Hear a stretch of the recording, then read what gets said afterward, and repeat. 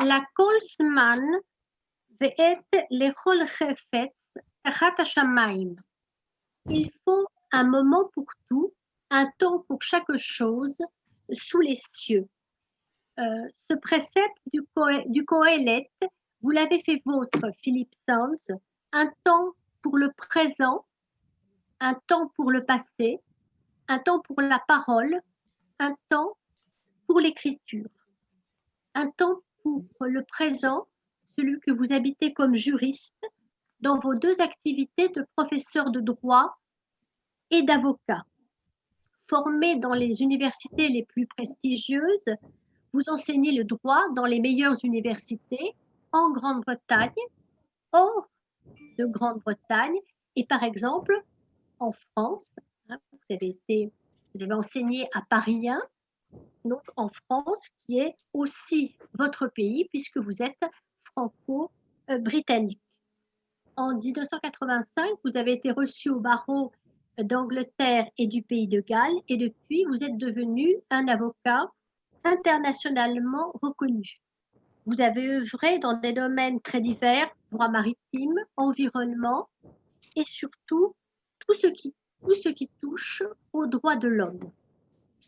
Vous avez une telle carrière que je ne peux pas tout citer. Vous avez été conseiller juridique auprès de la Cour internationale de justice, du CIRDI. Vous avez pris part aux négociations à Rome qui ont mené à la création de la CPI.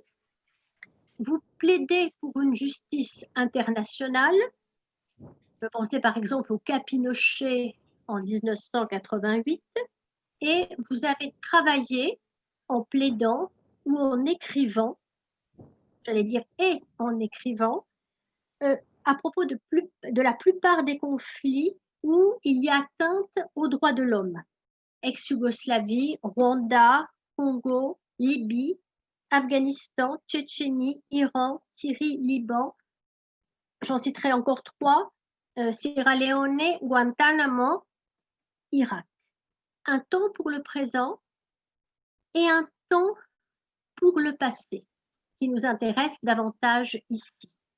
Un temps pour le passé que vous approchez par un documentaire en 2015 qui s'appelle en anglais « Mon héritage nazi » où s'expriment les fils de deux criminels nazis, Niklas Frank, fils de Hans Frank, gouverneur général de la Pologne occupée, et Horst von Wechter, fils de Otto von Wechter, gouverneur de Cracovie et de la Galicie. Le passé par ce documentaire est aussi, et c'est l'objet de votre conférence, dans 2 livres passionnants, Retour à Lemberg, paru au Royaume-Uni en 2016 et en France, publié par les éditions Albin Michel en 2017, et La filière en 2020. À chaque fois, ce sont les traductions d'Astrid von Busekist, dont vous appréciez grandement la traduction. Vous avez un double projet, raconter votre histoire et raconter l'histoire, et toujours avec un souci de l'écriture littéraire. Ce n'est pas par hasard qu'en 2019, vous avez préfacé une réédition du procès de Kafka. Retour à Lemberg, comme l'indique le titre original, l'anglais c'est Rue Est-Ouest, à Lemberg, sur les origines du génocide et des crimes contre l'humanité. C'est votre histoire, celle de vos grands-parents, Rita et Léon Buchholz, et c'est aussi celle de Hersch Lauterpacht et Raphaël Lemkin, qui ont respectivement inventé les concepts de crimes contre l'humanité et génocide. Avec des destins croisés, puisque vous avez suivi les cours de Elie, fils du juriste Lauterpacht, et que, cela vous en êtes aperçu bien plus tard, son père et votre arrière-grand-mère habitaient cette même rue, la rue Est-Ouest. Votre famille entière est anéantie à Theresienstadt pour votre grand-mère, arrière-grand-mère Rosa, qui vivait à Vienne, à Treblinka pour votre autre arrière-grand-mère Malke, vos cousines Hertha et sa mère périssent au ghetto de Lodz. Les autres, c'est dans les carrières en Pologne ou encore du côté de Belgrade. De la famille de votre grand-père, de Lemberg et de Solkiev, il n'y a que lui, et heureusement votre grand-mère et votre mère Ruth, qui sont vivantes, qui ont survécu, plutôt qui ont survécu à l'anéantissement, ainsi qu'une cousine de Tel Aviv, Hertha. Donc, il est normal que vous centriez évidemment aussi votre livre sur les auteurs de l'anéantissement.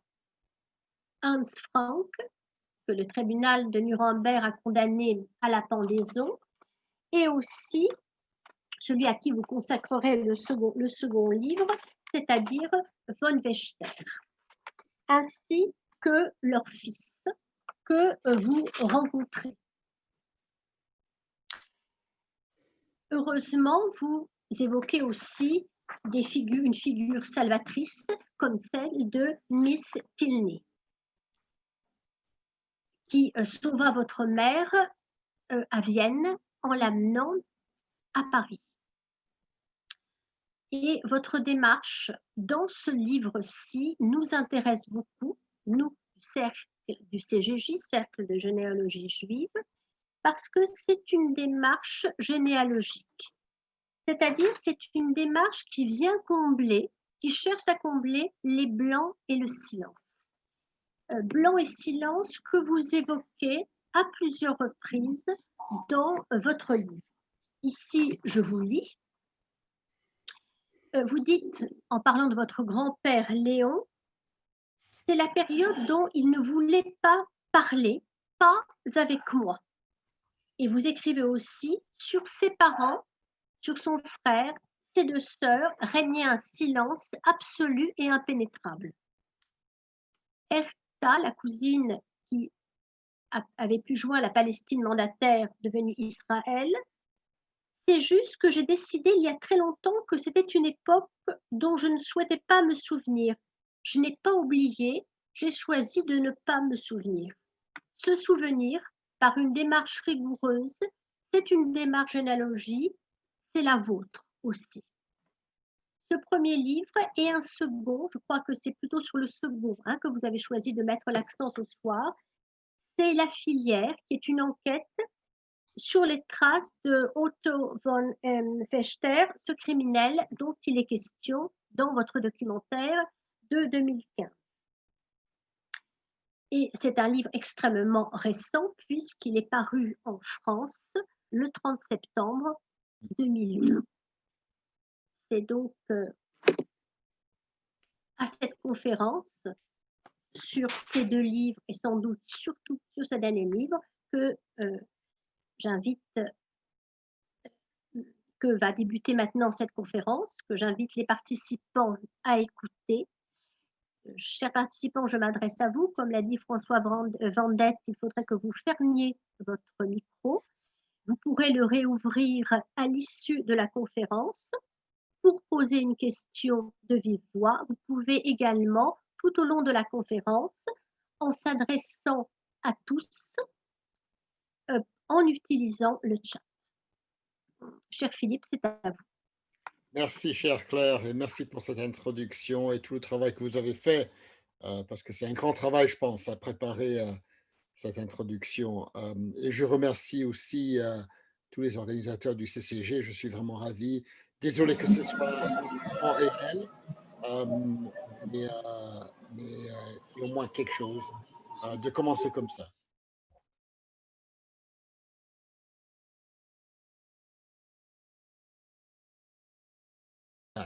J'ai ouvert là, je ne sais pas si vous avez entendu. Là vous m'entendez, Claire? Ok, très bien. Alors, je vous remercie pour l'introduction, je vous remercie pour l'invitation. Désolé que je ne suis pas avec vous en réel, mais au moins on commence comme ça. Il y en a, je pense, parmi ces groupes, certains que j'ai rencontrés au musée de la Shoah à plusieurs moments. Je propose parler pour à peu près 45 minutes et après ouvrir pour finir à 20 heures avec une 20 heures heure française parce que je suis en Angleterre, alors on est à 1 heure derrière vous, et d'avoir une conversation et de vous inviter à poser vos questions. Et comme vous avez indiqué, je vais donner le contexte de ce projet, mais aussi mettre l'accent sur le nouveau livre, parce que j'ai déjà, depuis 3 ou 4 ans, parlé certainement beaucoup trop sur Retour à Lemberg. Mais en fait, il faut commencer avec Retour à Lemberg parce que c'est maintenant exactement il y a 10 ans que j'ai reçu une invitation pour aller donner une conférence dans une ville ukrainienne qui s'appelle Lviv, qui est aussi connue sous le nom de Lemberg ou Lvov ou Lvov ou pour les Italiens Léopolis, en Ukraine. Et c'est la faculté de droit qui m'invite à donner une conférence sur le travail que je fais devant les tribunaux internationaux sur les thèmes de crimes contre l'humanité et génocide. Et j'accepte de donner cette conférence, pas parce que j'ai tellement envie de donner une conférence sur mon travail, mais parce que j'ai envie de rencontrer la ville où est né mon grand-père, Léon Buchholz, en 1904. Je l'ai connu très bien, il est décédé seulement en 97, alors je l'ai connu pendant presque 40 ans, on était très proches. Mais il a choisi, et ça je comprends tout à fait pourquoi, vraiment de laisser en silence les années avant 45. Et j'ai jamais vraiment posé des questions. J'ai compris, mon frère et moi, quand on allait souvent à Paris, chez nos grands-parents, qu'il fallait vraiment pas trop poser de questions de ce qui s'était passé. On savait qu'il y avait des grandes histoires.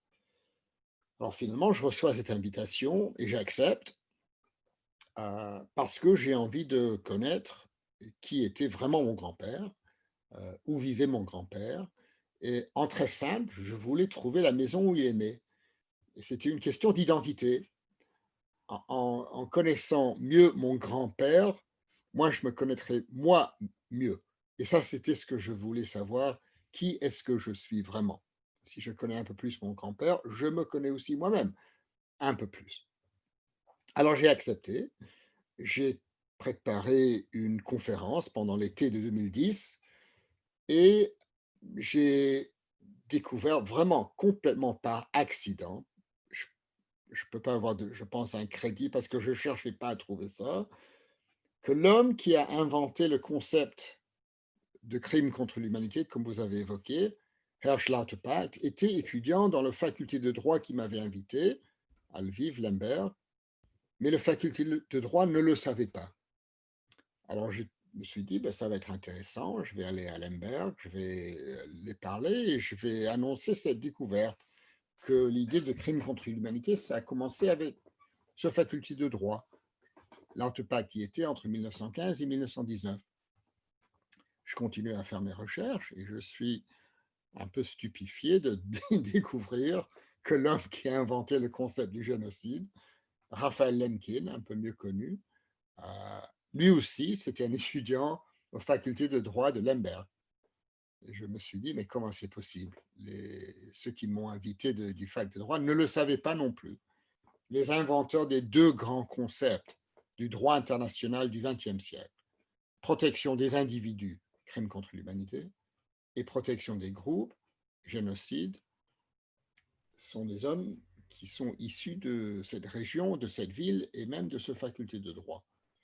Alors j'arrive à Lemberg, Lviv, en octobre 2010, accompagné par ma mère, ma tante, mon fils. On trouve la maison où est né mon grand-père et je donne une conférence. C'était pour moi fascinant et c'était, je pense aussi pour eux, très fascinant parce qu'ils ne connaissaient pas du tout ces histoires. Lviv, c'était une ville, à cette époque, entre 1915 et les années 20, vraiment divisé en trois communautés, les Juifs, les Polonais et les Ukrainiens. Trois religions différentes qui vivaient à peu près un tiers de la communauté chacune. C'était assez paisible, mais de temps en temps, il y avait des problèmes. Mais en fait, c'était une ville assez incroyable. Je reviens de Lviv, j'ai découvert ce que je voulais découvrir, mais ce que j'avais trouvé m'est resté en tête. Alors j'ai décidé de commencer à écrire quelque chose sur ces trois hommes. Léon, l'Artepact, Lemkin et Lviv, tous les L, par coïncidence.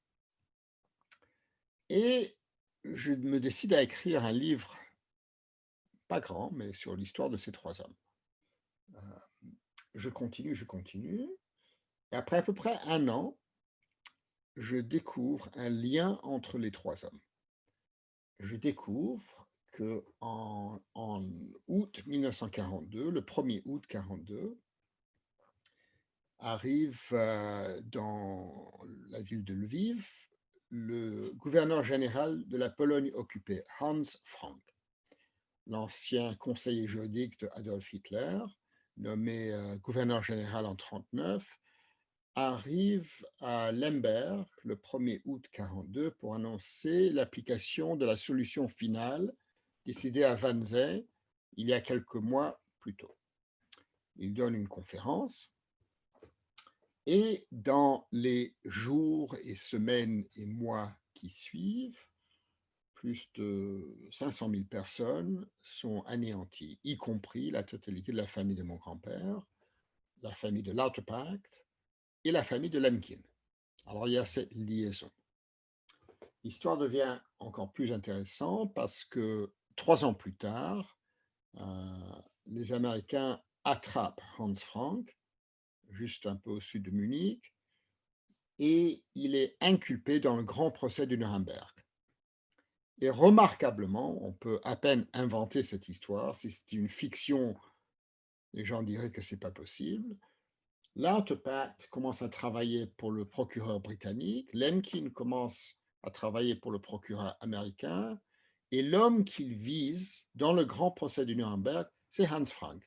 L'Artepact pour crime contre l'humanité, le terme qu'il a inventé, Lemkin pour génocide, le terme qu'il a inventé. Et au moment où le procès commence, le 20 novembre 1945, l'Artepact et Lemkin ne savent pas que l'homme qu'ils visent, c'est l'homme qui est responsable pour la tuerie de leur famille, la totalité de leur famille, les parents, les frères, les sœurs, tout ça, cousins, cousines, oncles, neveux, tout le monde. Et c'est la même chose pour mon grand-père. Moi, j'y étais pas, bien sûr, à Nuremberg, mais c'est le travail que je fais maintenant. Petit moment de parenthèse, le 20 novembre 1945, la 75e anniversaire, c'est dans 2 semaines. Et j'y serai à Nuremberg. Je suis invité. On ne sera que 3 personnes dans la salle, le président de l'Allemagne, le procureur de la Cour pénale internationale et moi-même, pour avoir une discussion qui sera sur vidéo. Et ça, je dois dire, c'est c'est inattendu. Si jamais mon grand-père s'aurait posé la question en 43, 44, est-ce qu'on peut imaginer son petit-fils à Nuremberg avec le président de l'Allemagne, M. Steinmeier, je pense qu'il aurait, il se serait dit que ce n'est pas possible. Mais voilà, en 75 ans, les choses changent. Alors, je suis fasciné par cet homme, Hans Frank. Aussi un juriste, un grand juriste, un homme fin, un homme cultivé, un homme intelligent, un ami personnel du compositeur Richard Strauss, de plein d'écrivains, un grand pianiste, un joueur de Tchèque. Et je lis et je lis et je lis. Et je découvre un livre écrit par son fils, Niklas, qui était un grand journaliste en Allemagne. Il est né en 1939. Quand je l'ai rencontré, il avait 72, 73 ans. Il a aujourd'hui 82, 93 ans, 82, 83 ans. Il a écrit un livre qui a été publié en Allemagne en 87 qui s'appelle Der Vater, le père. C'est un livre de 300 ou 400 pages et ça lit comme une longue lettre d'un fils qui déteste son père. Et me suis dit: «Je veux rencontrer ce monsieur parce que je pense que ça sera intéressant». C'est le fils de l'homme qui a anéanti la totalité de la famille de mon grand-père, mais c'est quelqu'un d'intéressant et lui, il n'est pas responsable pour ce que son père a fait. Alors, ça prend un petit moment pour le trouver, ça prend à peu près 6 mois, mais finalement, on prend contact, il m'invite chez lui et on se rencontre à Hambourg début 2012 et c'était une rencontre assez remarquable. En fait, ce que je peux partager avec vous, parce que c'est pas encore en public, c'est que son livre, à cause de la filière, le livre écrit et publié par Franck en allemand en 87 sera publié l'année prochaine en français pour la première fois. Alors ça, je les ai mis ensemble avec un éditeur d'une maison française et je suis très content pour ça. Alors je rencontre Nicolas Franck et la première chose qu'il m'a dit, c'est: «Philippe, tu dois savoir, je suis contre la peine de mort en tout cas, sauf le cas de mon père. C'est un homme qui devait mourir pour tout ce qu'il a fait». Et en fait, Nicolas sera avec moi. Je l'ai invité à Nuremberg. Dans 2 semaines, il sera là aussi. Et on parle, on parle, on parle. Et j'ai plein d'informations sur son père parce qu'il a tous les lettres entre ses parents. Et il y a certainement pas mal parmi vous qui ont lu Retour à Lemberg. Alors vous avez compris un peu ce que c'était cette famille. Et à un certain moment, Nicolas me dit: tu t'intéresses à Lemberg. Est-ce que ça sera intéressant pour vous de rencontrer le fils du député de mon père? Il s'appelle Otto Wächter. C'était le gouverneur de Cracovie. Il a construit le ghetto de Cracovie. Et après, à partir de 1942, février, il est nommé gouverneur de district Galicie basé à Lemberg. Je dis: «Oui, absolument». Je ne sais pas pourquoi lui voudrait me rencontrer, mais je suis tout à fait prêt à aller le rencontrer. Et 6 semaines plus tard, on va aller le rencontrer. Et comme on dit en anglais, une chose mène à une autre chose. Je commence par écrire un article dans le Financial Times, un profil de Horst Wächter, le fils de Otto et Charlotte. Pourquoi est-ce que je fais ça? Je fais ça parce que j'étais fasciné par cet homme. Il est très doux, il est gentil, c'est pas un nazi, c'est pas un antisémite, mais il essaye de trouver le bien dans son père et de sa mère. Tous les deux des extrêmes nazis, extrêmes antisémites, Otto et Charlotte. Et je passe toujours avec lui, il ouvre plein de documentation, plein de choses, et j'écris ce profil. Le profil est publié et c'était inattendu que le profil dans le Financial Times, publié en mai 2013, suscite un très grand intérêt. Je ne m'attendais pas du tout à ça, parce que les gens sont fascinés par cet homme et par aussi Nicolas Franck.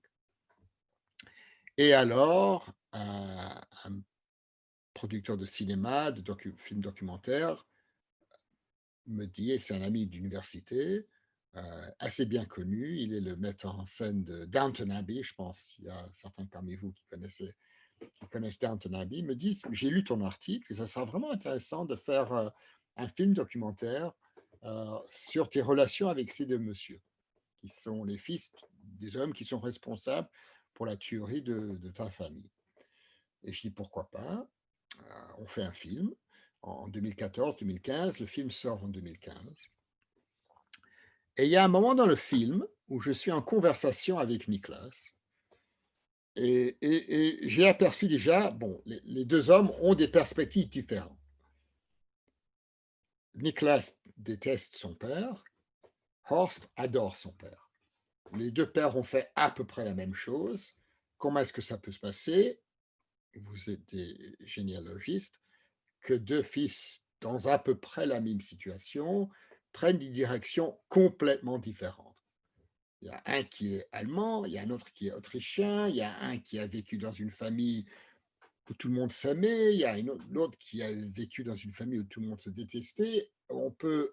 C'est plutôt pour les psychiatres et les psychanalystes et les psychologues qu'on va discuter tout ça, mais en tout cas, c'est fascinant. Pour moi, c'était fascinant. Et je m'entendais bien avec ces deux hommes, mais dès que j'arrive en scène, c'est clair que les relations entre les deux hommes deviennent de pire en pire. En fait, maintenant, ils ne se parlent plus à cause de moi. Pourquoi est-ce qu'ils ne se parlent plus? Parce qu'il y a un moment dans ce film où je pose la question à Niklas, est-ce que tu penses que Horst pourrait devenir nazi? Et moi, je pensais qu'il allait me dire non, mais Niklas réfléchit et il dit, tu sais quoi, je pense que oui, je pense que c'est possible finalement. Je pense qu'il peut prendre cette direction.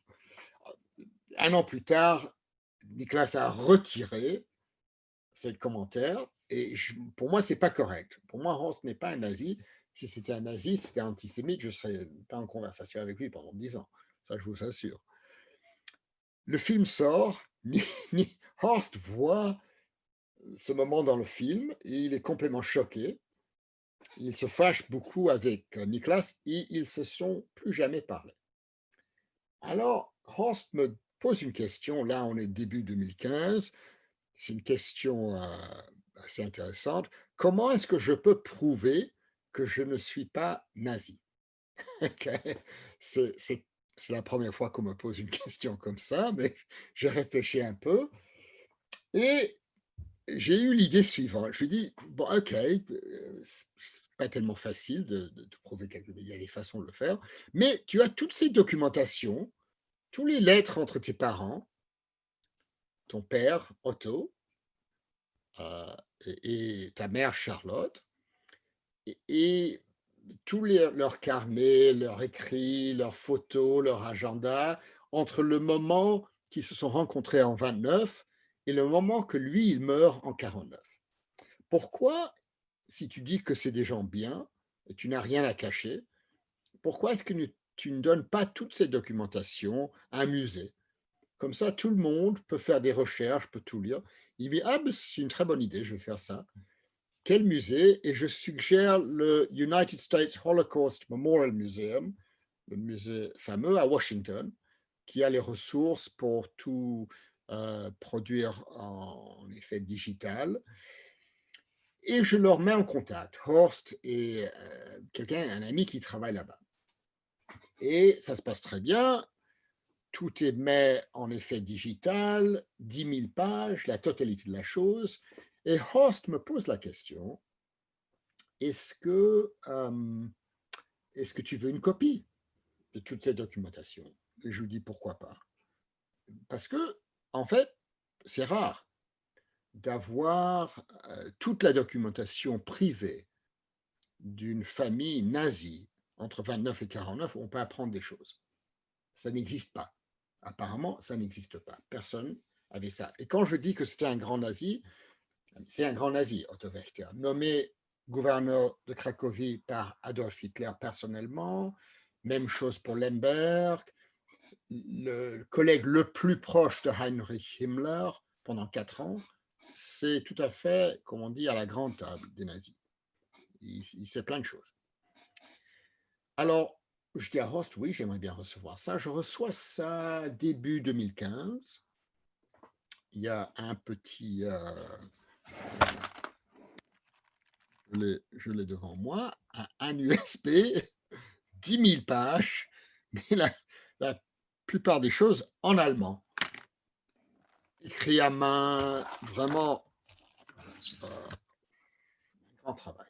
Et je mentionne ça, une historienne très connue anglaise, Lisa Jardine, la fille de l'historien des idées Jacob Bronowski. Et elle dit, ah ben ça c'est vraiment fascinant ça, parce que elle, sa thèse dans tout son travail, c'est pas par la documentation publique qu'on trouve les choses, c'est par la documentation privée que les gens écrivent vraiment ce qui se passe. Alors on va faire un grand projet ensemble, ça a duré 4 ans, et la filière raconte ce qu'on a découvert. Et on a vraiment la totalité de l'histoire. Parce que c'est une documentation incroyable. Vraiment, quand je dis incroyable, je veux dire incroyable. Non seulement les lettres, les cartes postales, les agendas et tout ça et les photos, mais des cassettes où elle raconte des choses et on l'entend, sa voix, et elle parle et elle fait des interviews avec les anciens collègues de son mari. Pourquoi est-ce qu'elle fait ça? Parce que la vie de Otto Wächter est fantastique dans tous les sens.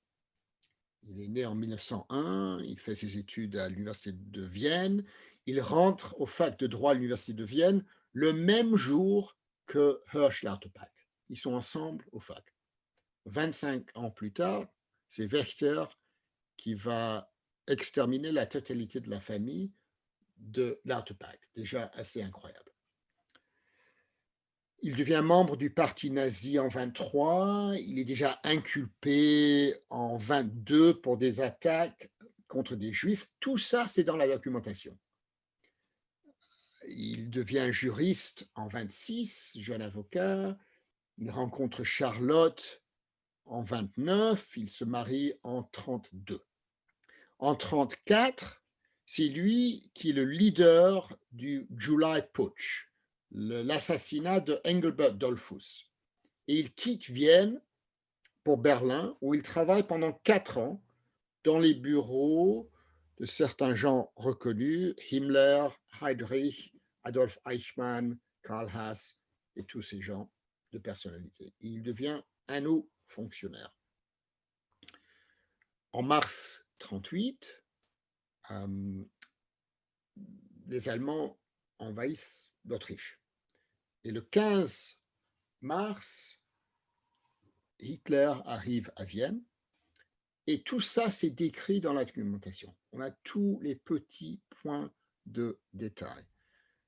Charlotte décrit comment ils ont rencontré et reçu Hitler, comment ils étaient ensemble avec Hitler à 1 mètre de lui sur le balcon sur le Heldenplatz, et qu'après le grand événement avec Hitler, il rentre à l'intérieur, il descend de l'escalier, et au bout de l'escalier, Otto dit à sa femme, et tout ça on l'a en noir et blanc parce que le décrit dans ses lettres et tout ça. Il dit à son mari lui dit, ma chérie, j'ai une question pour toi. Qu'est-ce que je fais maintenant? J'ai un choix. Je peux continuer à travailler comme avocat et gagner beaucoup d'argent, ou je peux accepter la position dans le gouvernement qui m'a été offerte par Arthur Seyss-Inquart, le nouveau gouverneur, pour devenir un secrétaire d'État. Et c'est Charlotte qui lui pousse envers la fonction publique. Ça, pour moi, c'est très intéressant. Parce que dans toutes les discussions qu'on a sur tous ces hommes, et c'est toujours les hommes, on ne connaît pas le rôle des femmes. Et ce qu'on comprend avec tous ces documents, c'est que les femmes ont joué un rôle d'une grande importance. Ils sont complètement complicites dans l'histoire. C'est Charlotte qui pousse son mari envers le pouvoir et qui sait tout, à chaque moment. Il prend son premier boulot en avril 1938, il est nommé par Seyss-Inquart, son grand ami, et son boulot pendant 1 an, c'est de faire virer tous les juifs de la fonction publique autrichienne. 16 600 personnes sont virées par lui personnellement, y compris 2 de ses professeurs au fac de droit, y compris le doyen de son fac de droit, celui qui a signé son certificat quand il est sorti du fac. Et 6 mois plus tard, ils sont envoyés envers Theresienstadt, ils sont tous les 2 décédés 6 mois plus tard. Alors ça, c'est un homme qui tue ses profs au fac. Je suis prof au fac de droit, je ne peux même pas imaginer que dans 25 ans, un de mes étudiants fait quelque chose comme ça. C'est hallucinant. Et Charlotte est complètement complicite dans cette histoire. Alors, c'est son premier boulot, ça marche très bien, il fait bien son boulot, et Himmler le propose en octobre 1939, après l'invasion de la Pologne, de devenir gouverneur de Cracovie. Et c'est lui qui construit le bâtiment, le ghetto de Varsovie, qui est responsable pour tout ça. Et à ce moment-là, on comprend dans les lettres qui ont passé entre eux, parce qu'ils s'écrivent au moins une fois par semaine pendant la totalité de la vie ensemble. Quelquefois 2 fois, quelquefois 3 fois. Alors tous les détails sont dans les lettres. Par exemple, 17 décembre 39, Otto à Charlotte, elle est à Vienne. Ma chérie, ça se passe très bien à Cracovie, plein de visites, des grands fonctionnaires, les ministres sont venus me voir, l'orchestre philharmonique de Vienne est venu, grand concert, magnifique, blablabla. Quelques petits problèmes ici. Demain, je dois fusiller 50 Polonais. Okay, c'est dans les lettres à la maison. Mais c'est assez hallucinant de dire tout ça. Le point que je fais, c'est qu'il savait tout, tout, tout, tout. 3 ans plus tard, il est nommé gouverneur de Lemberg, et la même chose, c'est pas lui qui construit le ghetto de Lemberg, c'est lui qui vide le ghetto de Lemberg. Des centaines de mille d'êtres humains qui partent à Belzec, à Treblinka et des autres endroits que Claire a mentionnés au début. Et 2 ans plus tard, et compris parmi tous ces êtres humains, c'est la famille de mon grand-père, la famille des Lartepack, la famille des Lemkin. C'est le point de liaison entre les 3 hommes et Wächter et Frank. 2 ans plus tard, l'armée rouge arrive à Lemberg, il quitte, il passe quelques mois à Berlin, il travaille avec le gouvernement de Mussolini, République de Salo en Italie, et le 8 mai 1945, il disparaît complètement. Disparition. Et on sait tout ça parce que Charlotte raconte l'histoire. Jusqu'à ce moment-là, pour les premiers 2 ou 3 ans que j'ai connu Horst, la période qui m'intéressait, c'était la période de la guerre et de l'avant-guerre. Mais là, dans toute cette documentation, je découvre pour la première fois qu'est-ce qui s'est passé après la guerre. Si on veut s'évader, si on veut passer en Argentine, c'était son projet, avec Mengele et Barbie, et Pripke et Stangl, c'était sur la route, the Rat Line, qui voulait partir faire ça. Comment est-ce qu'on le fait? Et dans cette documentation, on a tout. La difficulté pour nous, et la raison pour laquelle ça a pris 3 ou 4 ans, et on était une petite groupe de 4 chercheurs à l'université, c'était que tout était en code. Parce que Charlotte avait très peur que les Américains qui le poursuivaient, les Anglais, les Polonais, les Juifs, parce qu'il était inculpé pour crime contre l'humanité et génocide, pour la tuerie de 500 000 personnes, au moins 500 000 personnes.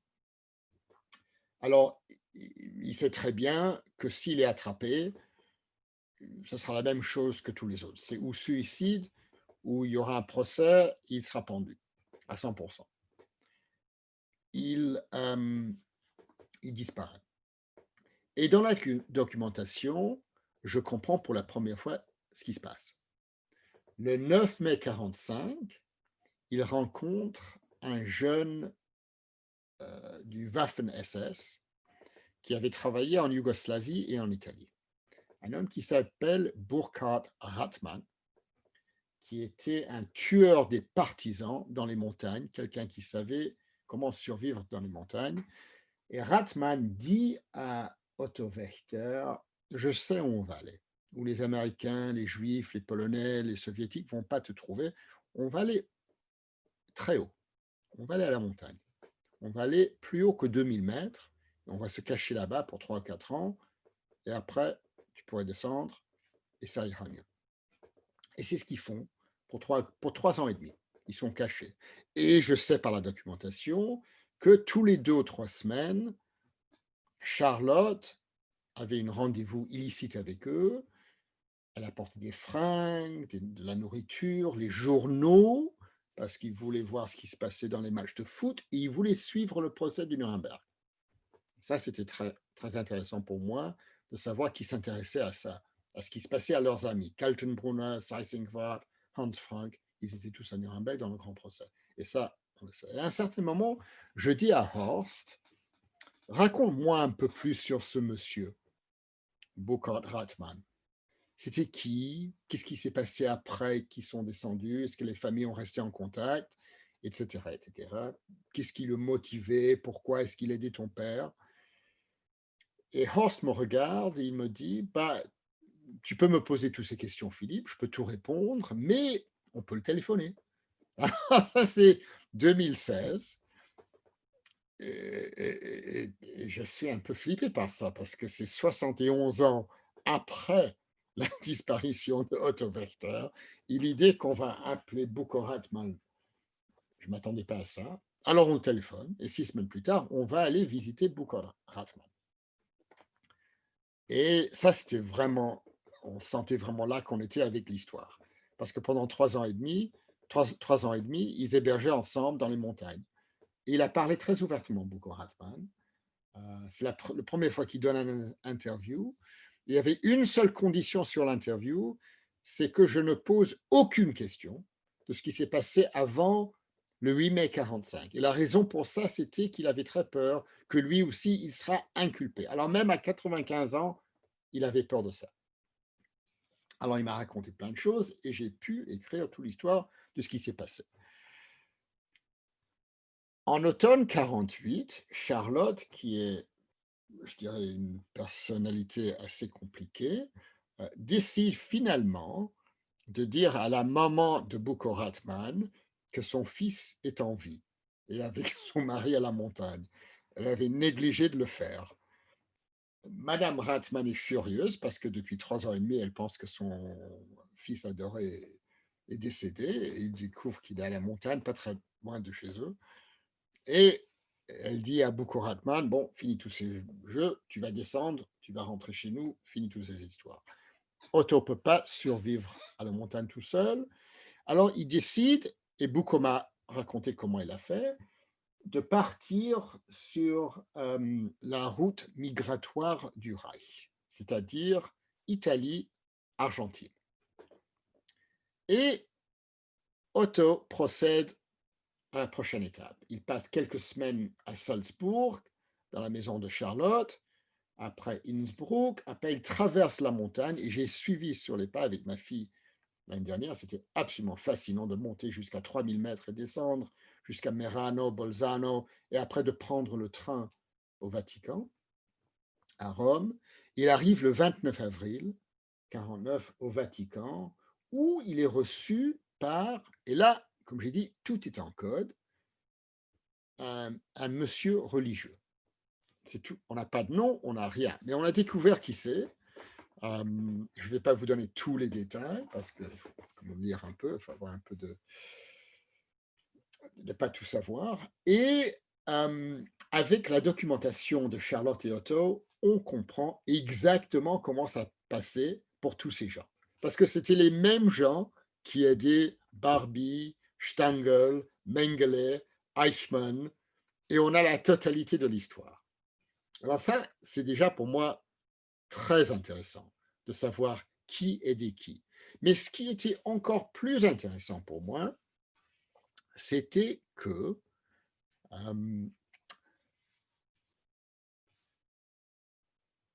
Otto Wächter est rentré dans un lieu d'espionnage. Ça, je ne m'attendais pas du tout à ça. C'est printemps 49, le nouveau ennemi, c'est les soviétiques, et tout d'un coup, quand je commence à faire des recherches sur le monsieur religieux et sur les autres noms que je découvre petit à petit en code dans la documentation de Otto Wächter à Rome, c'est qu'il y avait un groupe d'espions américains qui gérait la totalité de la chose. Que la ligne de fuite pour l'Argentine était en fait gérée par les Américains. Les Américains ont créé une cellule en 1947 en Italie qui s'appelait Projet Los Angeles. C'était géré par un grand espion américain qui s'appelle Thomas Lucide, très joli nom, Et Thomas Lucide avait un numéro 2, un grand nazi, qui s'appelait Karl Haas, qui sera inculpé en 84 par les Italiens pour crimes contre l'humanité et condamné à passer le reste de sa vie en prison, lui et Erich Priebke. Et Haas était un grand nazi et c'était un collègue de Otto Wächter dans le SS. Il travaillait pour les Américains. Il avait une cellule de 8 sous-agents qui travaillaient pour eux. 3 grands nazis, aussi tous des SS, 3 fascistes italiens, y compris le secrétaire général du parti fasciste, payé comme tous les 8, $50 par mois par les Américains. Et ça m'a vraiment sidéré, 2 grands du Vatican. L'évêque Alois Hudal, c'est un nom qui sera connu à beaucoup parce que c'est lui qui a aidé Mengele, Priebke, Barbie à s'évader. Hudal travaillait pour les Américains. Et le porte-parole à la presse de Pape Pie XII, qui était un espion américain. Qu'est-ce qui était la liaison entre ces hommes? Ils étaient tous anti-soviétiques, anti-bolcheviques, anti-communistes. Et c'était la nouvelle guerre. J'étais tellement étonné par tout ça. J'ai beaucoup de chance dans ma vie, mais une de mes chances, c'est que un de mes voisins, c'est l'écrivain d'espionnage John le Carré. Alors, je suis allé le voir pour lui dire qu'est-ce que c'est que tout ça, cette histoire. Je connais plus. Il me dit donne-moi quelques documentations sur les Wächter et je vais voir ce que je peux trouver. Je vais prendre un thé chez lui. Et la première chose qu'il me dit, c'est ça m'intéresse cette histoire parce que j'y étais en 49. Comment tu étais en 49? Il me dit oui, j'étais un jeune soldat, j'avais 18 ans. Et mon job, c'était de interviewer les nazis dans les camps. Et je lui dis, pourquoi faire? Pour leur soumettre à la justice? Il m'a dit non, le contraire, pour les recruter. Et pour moi, il m'a dit, c'était vraiment étonnant parce que pour moi, j'avais 18 ans, depuis 10 ans, on me dit que les nazis sont les pires de les pires, et maintenant, c'est nos amis. C'est moins pire que les communistes. Alors, on va travailler avec eux. Et c'est dans cette histoire, je ne vais pas dire beaucoup plus, que le livre, dans la deuxième partie, rentre. Wächter meurt dans des circonstances inattendues. Charlotte est convaincue qu'il a été empoisonné, et le fils Horst aussi, et le livre traite sur cette question. Comment et pourquoi est-ce que Wächter est mort en 1949? On est beaucoup assisté dans cette enquête parce que Charlotte a passé le reste de sa vie, 36 ans, elle est morte seulement en 85, à essayer de découvrir exactement la même question. Alors, elle a trouvé de la documentation, elle a passé 30 ans à interviewer des gens, on a les cassettes, on peut entendre sa voix, on peut entendre les discussions et on peut découvrir un peu ce qui se passe. Tout ça pour dire que cette enquête de 2 livres a commencé par accident, un désir de ma part, généalogique, en fait, de découvrir qui était mon grand-père. Et comme on sait dans la vie, une fois qu'on ouvre une porte, on se trouve dans un lieu où il y a d'autres portes, et chaque fois qu'on entre dans une porte, ça nous mène à un autre endroit. Et ça peut être sans arrêt, si je voulais. Ça va s'arrêter. Il y aura un 3e livre qui va être publié en 4 ans, qui est aussi en liaison, et je finis simplement avec ça, un peu pour raconter les liens personnels. Otto Wächter était un petit caractère, un caractère mineur dans Retour à Lemberg. Dans la filière, il y a un caractère mineur qui s'appelle Walter Rauff. Walter Rauff, c'était un autre camarade à Wächter, il était très proche, aussi un SS, qui était l'inventeur de la petite camionnette à gaz. Avant Belzec et Sobibor et tout ça, comme vous savez très bien, il y avait ces petites camionnettes, on mettait 20 ou 30 personnes à l'intérieur, Ils étaient gazés. Atroce. Rauf était l'inventeur de tout ça. Rauf, comme Werther, part à Rome.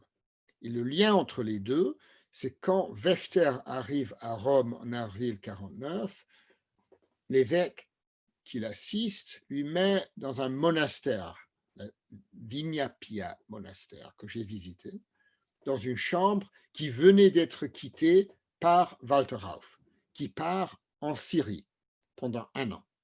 Et on a quelques lettres de Walter Rauf à Werther en Rome qui dit en fait, il ne faut pas venir en Syrie, c'est atroce pour les Allemands. Moi, je propose l'Argentine ou l'Afrique du Sud. Ça sera beaucoup mieux pour toi, Autrichien, Allemand, c'est beaucoup mieux là-bas. Et Rauf passe 1 an en Syrie, à Damas. Après, il part pour l'Amérique du Sud, en Équateur pour commencer. Et après, il arrive en 55 en Chili. À Punta Arenas, il devient petit homme d'affaires. Jusqu'à 73, quand apparemment, il se met à travailler pour le nouveau gouvernement de Augusto Pinochet. En 74, apparemment,